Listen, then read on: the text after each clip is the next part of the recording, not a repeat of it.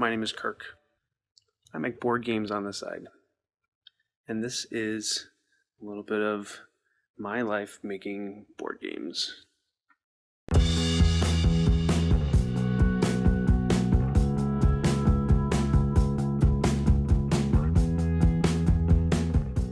My office.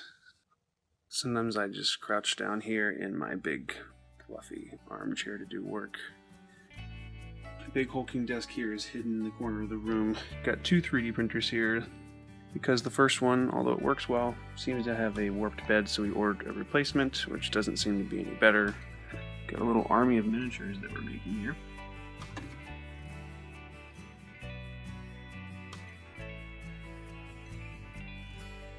The most critical thing right now is getting some different prototype components together for beta testing for Rurik, Kiev, a Euro-style area control game set in the 11th century Kievan Rus.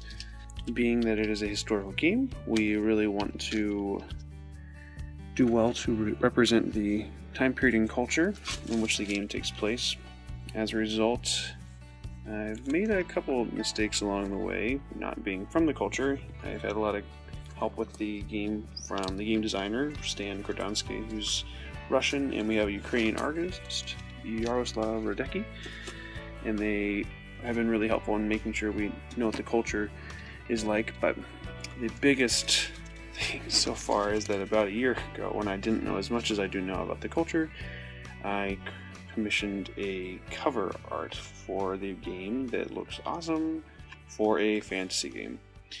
And this is not a fantasy game. So I get to eat it and redo the cover art. We are mailing out 11 copies for beta testing for Rurik. This game has a ton of pieces. It's got a number of dudes for dudes on a map, probably 60 or so miniatures. It's got a lot of different resources, gold or coins, about 60 some mini cards, and quite a few wooden pieces for buildings and counters and things like that, and a large map and all sorts of other boards. So it'll be a difficult game to print and play, although I expect some people will. If we want to get quality feedback on the testing process, we would do well to instead send out copies to people. Thank you, Game Crafter. We have, these are our markets for now, churches for now, or strongholds for now, which at the time we couldn't get those, but I believe Jamie Stegmaier sold his stronghold pieces from Scythe to them more recently, so now we can buy these there, but in the meantime I made something similar. And a number of influence meeples, which are used in a unique mechanic called auction programming. You bid with your meeples on that strategy board I showed earlier. Managing 3 projects at once is interesting. Some people do it a lot better than others, and working a full-time job, being a full-time dad, and managing those 3 projects can get tricky. We're involving one of my friends, John Brieger, in the development process of Rurik. He will be helping run some playtests and go through playtest data as we get back lots of playtesting results. Slightly smaller board size that can be printed easily out for 8.5 by 11 sheets of paper. That'll do the trick for beta testing. One trick I've learned is that it's often better to tape or glue paper to your chipboard or your mat board or whatever prior to it being sized perfectly. So I'm going to cut it all with the mat board at once. Your best friends for this process are a steel ruler to hold the blade steady and a rotary cutter along with a self-healing mat.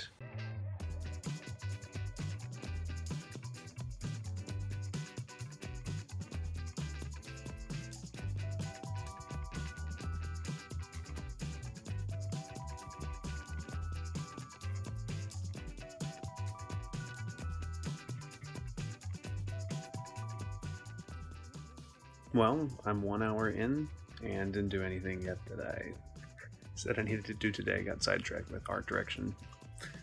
Love getting new art. Need some more prototyping supplies, so it's time to get some spray adhesive. I've actually never used this before, but I know a lot of other publishers find it to be really helpful. It seems that the 3M Super 77 is the way to go. I could also use some supplies for 3D printing. Oh, and for those wondering, every Wednesday I wear a bow tie. It's Bow Wednesday. Here's the most important aisle on this shopping trip. A really important aisle for board game publishing. Generally find that the gummy candy variety does better in publishing than other types. Oh man, I do love me some jelly beans, especially the black licorice ones. To get custom glass here, you need to wait at least 3 weeks for them to place the order. I don't have 3 weeks of waiting for getting along with some different miniature printing, and this better bed will help a lot with the prints, so I get to cut my glass myself. Never done that before.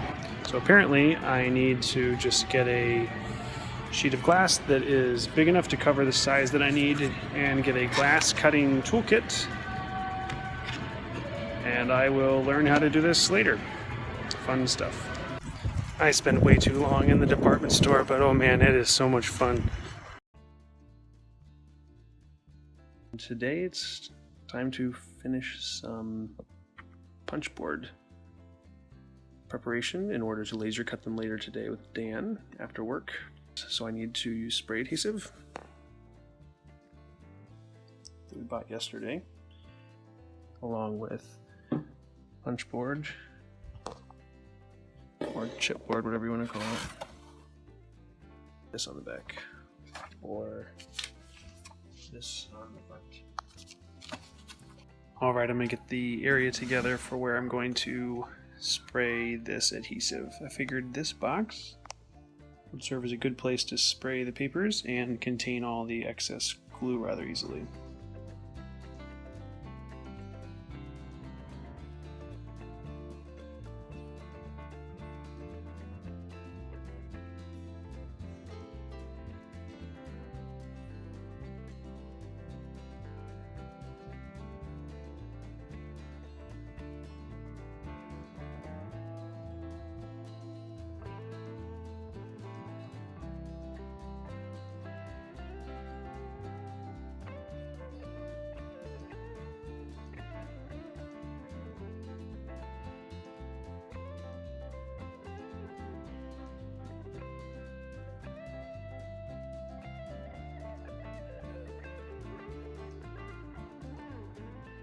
We dodged a little bit of a bullet there. There was some misunderstanding due to language barrier with our manufacturer about this or that with production, and I was a little bit nervous that things were going to stall, but thankfully we were able to get that resolved. We work with a lot of different partners around the world, and sometimes language barrier does contribute to a need to reiterate and reminds me that it's really important to pick my word choice carefully when I'm sending emails. Right now, the Gearworks manufacturing is underway and will complete tentatively April 20th, and then within 2 weeks, the shipment will be on boats and headed to the various fulfillment centers around the world. Hopefully, we will be able to get games in time for Origins, where we have a booth this year. It's going to be a very tight window, but that is the optimistic hope. Thursday lunchtime playtesting at our local game store. Usually we have between 6 and 10 people that playtest. Is the opposite. Dan Cunningham and I just finished laser cutting out all the punch board shits. Due to company restrictions, we couldn't videotape in there, but this is the final product of what it looks like. We put painter's tape on the back to help prevent char marks from showing through.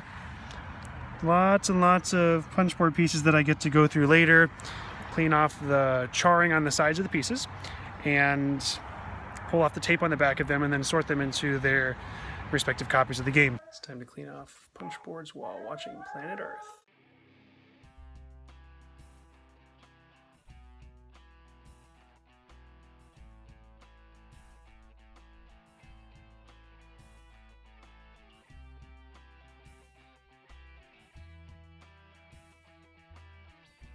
We received another sample from our manufacturer for Gearworks. We're expecting to see a few different things in here that needed some final sign-off.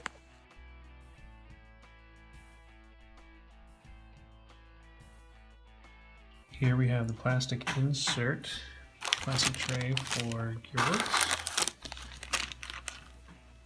Pretty awesome.